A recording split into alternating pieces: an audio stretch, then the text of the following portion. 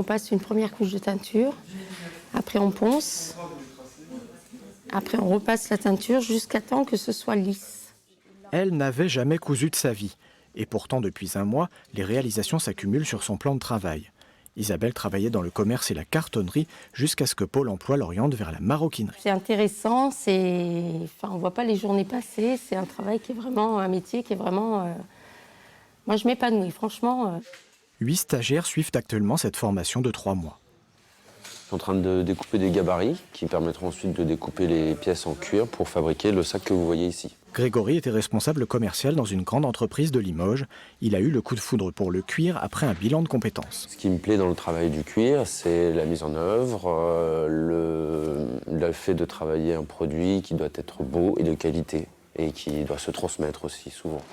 Hermès, Riolan et DMC Weston, les entreprises du cuir sont nombreuses dans la région, mais devaient jusqu'alors former leur personnel sur le tas. La nouvelle formation comble donc un vide. Elle permet aux stagiaires d'acquérir un bagage solide qui facilite leur intégration. L'idée, c'est quand même de faire une formation qui soit assez généraliste sur la conception d'un produit jusqu'à la finition du produit, en passant par la piqûre, la coupe.